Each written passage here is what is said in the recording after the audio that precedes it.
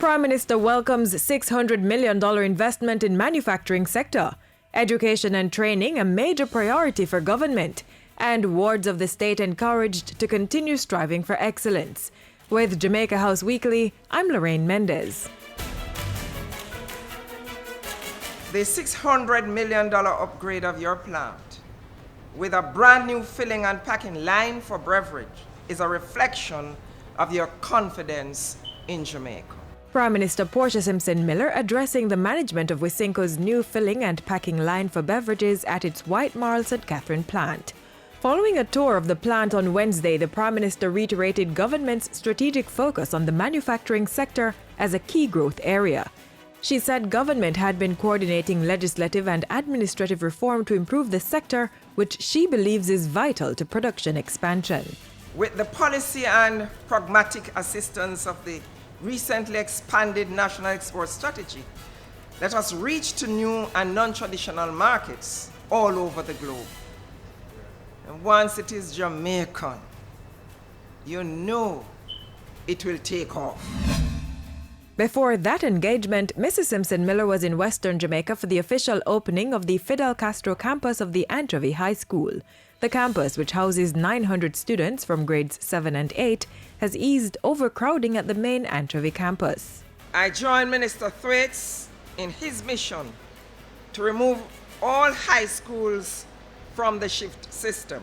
And I look forward to the Fidel Castro campus becoming a full-fledged school, a goal that the Ministry of Education has set for itself to be accomplished by September next year.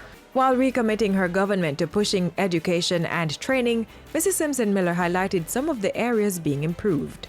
Our commitment can be seen in the significant investments we continue to make in the education sector, including the construction and equipping of schools, training of teachers, principals, school board members, and other leaders in education, assistance with books and meals at some levels of the education system.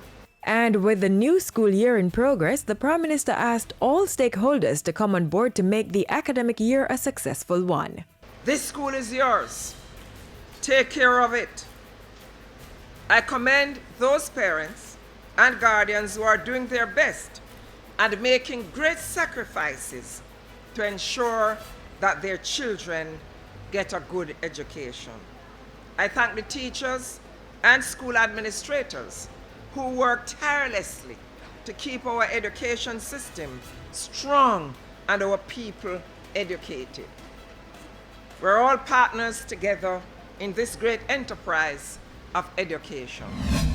And Prime Minister Simpson Miller on Tuesday received the credentials of the new High Commissioner Designate of the Bahamas, Picewell Forbes. Mrs. Simpson Miller congratulated the High Commissioner on his new assignment and said her government looked forward to working with him to deepen the relationship between both countries.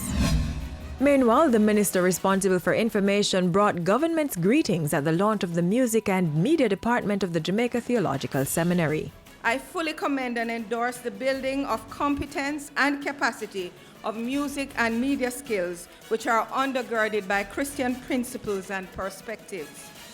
At a time when we have a plethora of media entities, we need more voices of faith and morality to dilute or hopefully erase the voices of evil, immorality, and despair. The function also coincided with the 50th anniversary of the Grace Hour, one of the longest-running religious programs on Jamaican radio. Never let your present situation limit your possibilities for success, or allow the circumstances from which you come to determine how far you go in life. The sky is the limit. Minister Faulkner's encouraging words for 4 former wards of the state who each received $5,000 to pursue tertiary education. The scholarships were issued by New York-based charity Children of Jamaica Outreach Incorporated. Senator Faulkner told recipients to remain undaunted by challenges. No matter the circumstances, personally or professionally, all of us can share stories of overcoming adversity and of achieving success in the face of challenges. We have all faced situations where others, and at times even ourselves, doubted our own abilities. Through hard work and dedication, we overcome and we scale hurdles to get ahead. And life is always better and sweeter when we succeed. And that's it for this week's edition of Jamaica House Weekly. Do join us again next time for the latest stories coming out of the office of the Prime Minister.